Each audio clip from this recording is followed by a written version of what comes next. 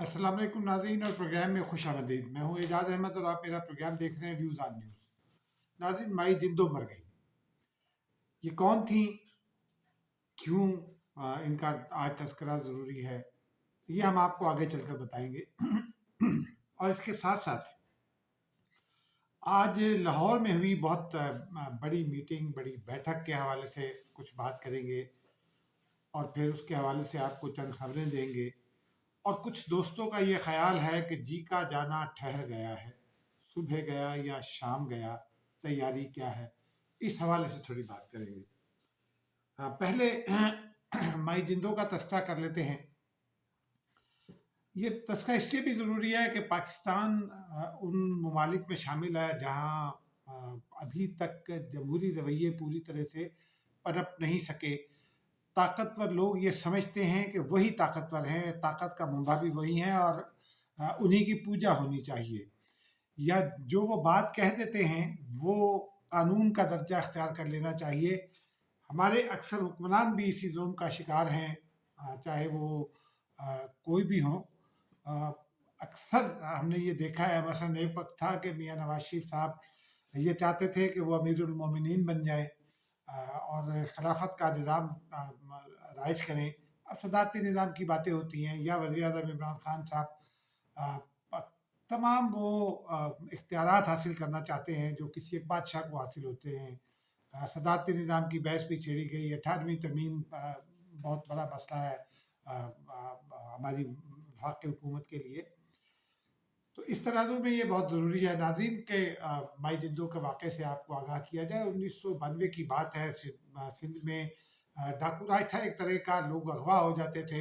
अब्दुल रज़ाक दाऊद साहब जो मौजूदा वज़ीर आज़म हैं, इनके वालिद मोहतरम सेठ सलमान दाऊद नूरियाबाद आते हुए कराची से, जहाँ उनकी फैक्ट्री थी, वहाँ वो अगवा हो गए थे। फिर और इस तरह के बहुत सारे वाक़यात हुए। कंप्यूटर सेंटर हैदराबाद में बनाया गया था, जहाँ कुछ जो शहरी नौजवान हैं उनके एक ग्रुप जिनका ताल्लुक एक सियासी जमात से भी बताया जाता है, वो अगवा करता था और फिर आगे सिंध के डाकुओं को बेच देता था, और जो रैंसम मनी मिलती थी उसमें अगवाकारों का और जो फिर उनको कैप्टिव रखते थे उनका बराबर बराबर का हिस्सा होता था। और बहुत जदीद खतूत पर वो काम किया करते थे। उसके खिलाफ एक ऑपरेशन शुरू किया गया, गो कि वो उस वक्त पूरी तरह ख़त्म नहीं हुआ, और बाद में अभी पिछले चंद सालों में सिंध हुकूमत ने कोई 150 के करीब डाकू मारे, और उसके बाद सिंध में अमन कायम हुआ। लेकिन बहरहाल वो जब ऑपरेशन शुरू हुआ तो बल्कि उससे पहले आपको याद होगा पाकिस्तान पीपल्स पार्टी की हुकूमत थी, और उसके हवाले से भी बहुत सारे खदशात का इजहार किया जाता था और डाकुओं को पीपल्स पार्टी से मुंसलिक किया जाता था। उस ऑपरेशन के दौरान एक छापा मखदूम अमीन फ़हीम साहब के घर पड़ा। फिर अचानक एक खबर ये आई, और सिंधी अखबार काविश जिसके साथ मैं वाबस्ता रहा लाहौर से, और मुझे वो हमेशा से वो अखबार अच्छा लगा। उस अखबार ने ये खबर ब्रेक की। टंडो बहावल में हैदराबाद के करीब है जामशोरो, अब वो ज़िला बन गया है जामशोरो के नाम से। वहाँ यूनिवर्सिटी भी है, लियाकत मेडिकल यूनिवर्सिटी है, सिंध यूनिवर्सिटी है, और मैदान इंजीनियरिंग यूनिवर्सिटी है। उससे थोड़ा आगे एक गाँव हुआ करता था टंडो बहावल, वहाँ एक ही ख़ानदान के 9 अफराद डाकू करार देकर मार दिए गए। पठान फैमिली थी जो सदियों से सिंध में आबाद थी। और फिर उसमें बनने वाले 3 भाइयों की वालिदा, उनका नाम था माई जिंदू। वो माई बिल्कुल खामोश हो गई, सख्त की कैफियत एक तरह से उनके ऊपर तारी हो गई। सारा गांव कोशिशें करता रहा कि उनको किसी तरह रुलाएं, लेकिन वो खामोश रही। बिल्कुल सपाट चेहरे के साथ उन्होंने लाशें उठते घर से देखे, लेकिन वो नहीं रोई। और फिर एक दिन अचानक वो उठी और फिर चीख मार कर रोई, और फिर उसके बाद उनका इलाज विलाज भी हुआ, और फिर वो हैदराबाद प्रेस क्लब पहुंची, और उन्होंने ये कहा कि वो अपने बच्चों के खून का बदला खुद तो नहीं लेंगी, लेकिन वो रियासत के ज़मीर को झंझोड़ेंगी।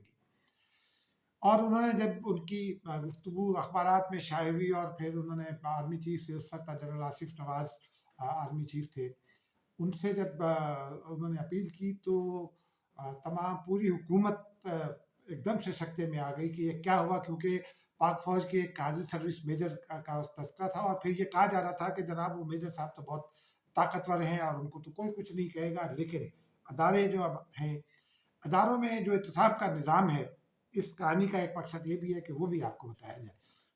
आजकल बलूचिस्तान के हवाले से बहुत बातें हो रही हैं, उसके ऊपर कल कुछ इज़हार ख़याल करेंगे। तो नाज़रीन, फिर वज़ीर आज़म की और आर्मी चीफ़ की मुलाकात हुई और उसमें फ़ैसला किया गया, और फिर मुकदमा चला, मेजर अरशद जमील को गिरफ़्तार किया गया और फिर उन्हें 1996 में फांसी दी गई।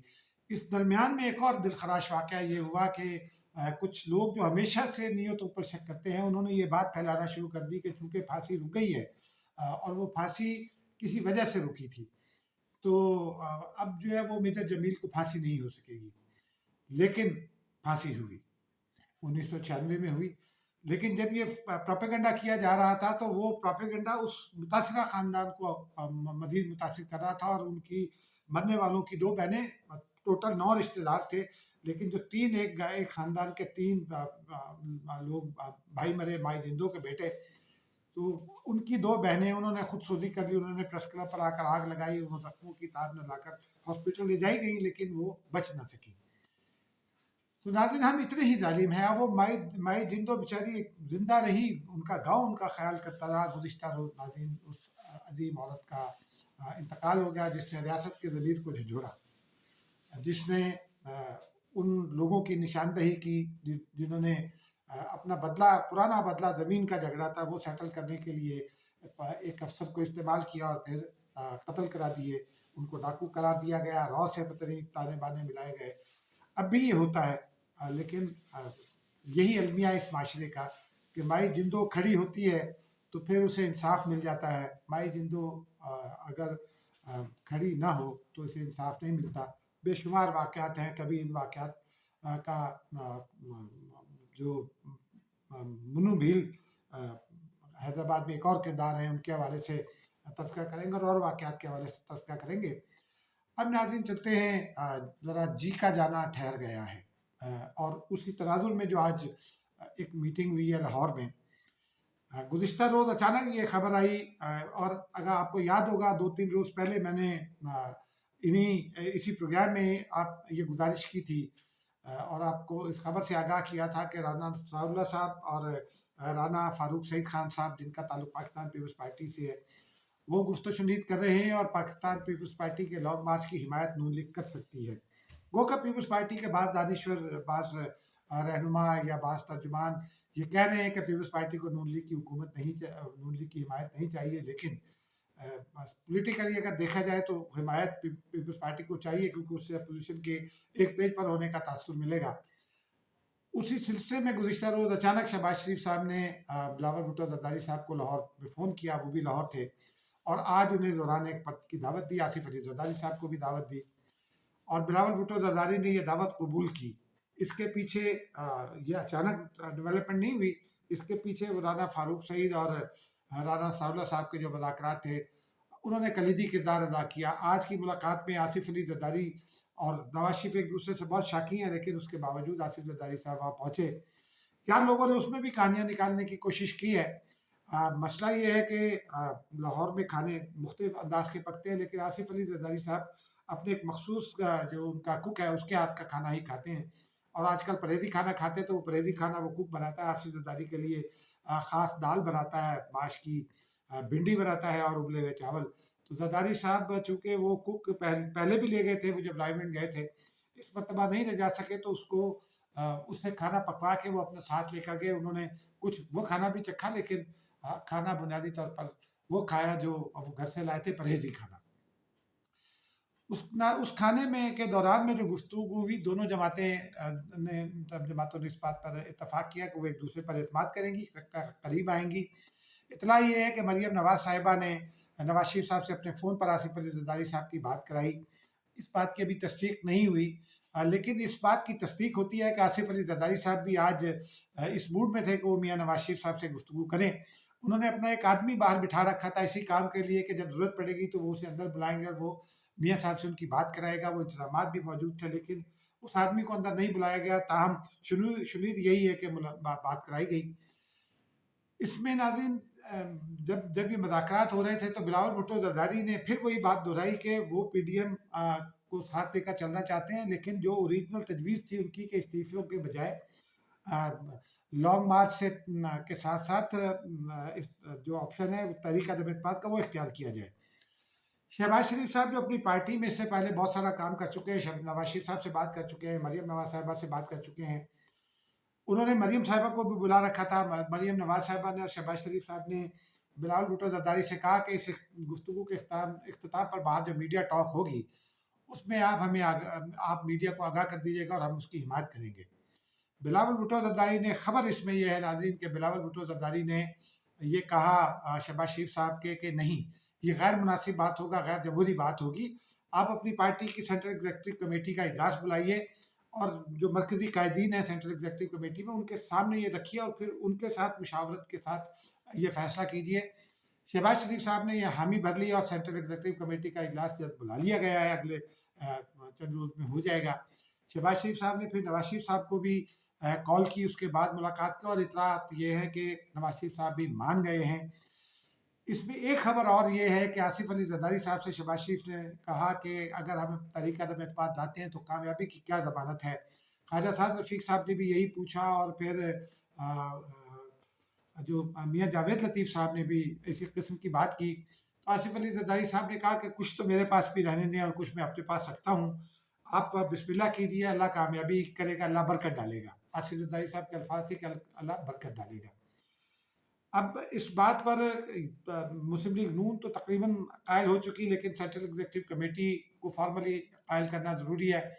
मौलाना फजलुर रहमान ने भी अपने रवैये में कुछ लचक पैदा कर चुके हैं, उनके साथ भी शहबाज शरीफ साहब ने बात की और पीडीएम का इजलास भी बुलाने का फैसला किया गया है, क्योंकि ये भी बिलावल भुट्टो की तजवीज़ थी जो शहबाज शरीफ साहब ने फ़ौरन मान ली, मरीम नवाज साहिबा ने मान ली।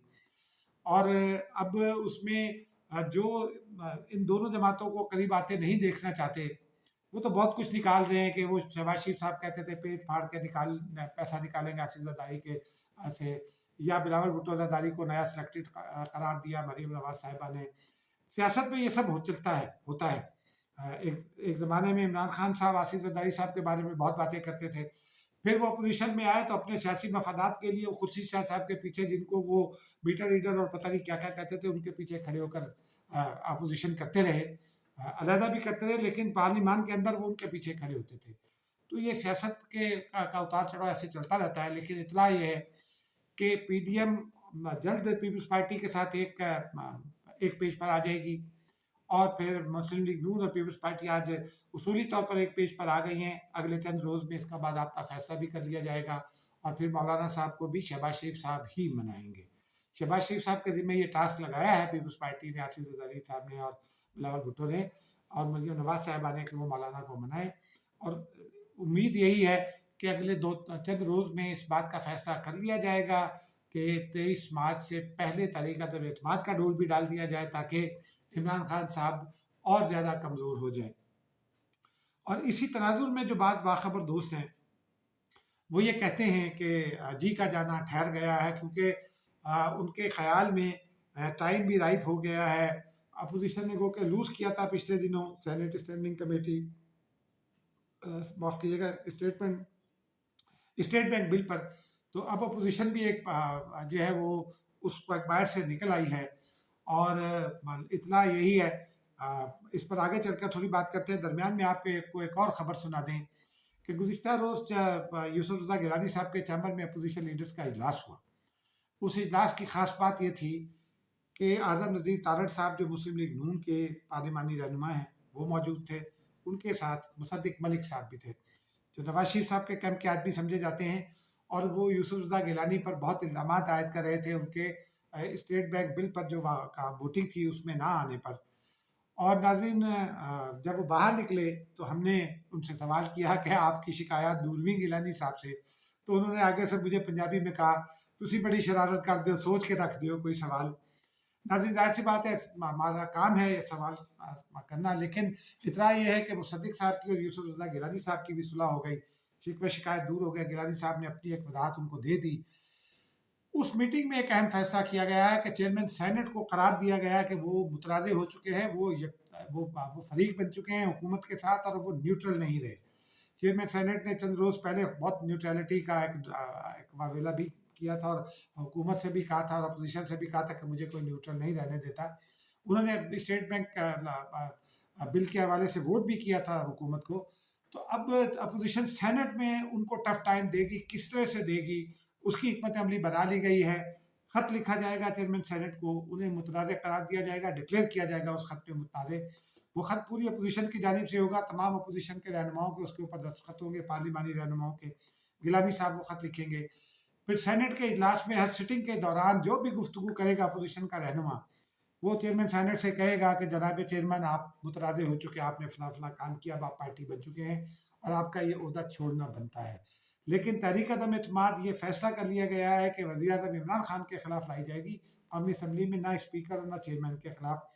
अगर इमरान खान साहब के खिलाफ तहरीक अदम एतमाद कामयाब होती है तो फिर स्पीकर कौमी असम्बली के खिलाफ भी तहरीक अदम एतमाद आएगी, और शायद चेयरमैन सेनेट के खिलाफ तहरीक अदम एतमाद लाने की ज़रूरत ना पड़े, क्योंकि एक केस यूसुफ रज़ा गिलानी का मौजूद है, उसका फैसला हो सकता है।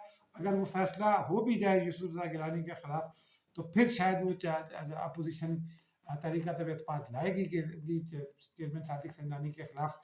अब नाज़रीन उस तरफ आते हैं जो मामला है असल, कि जी का जाना ठहर गया है।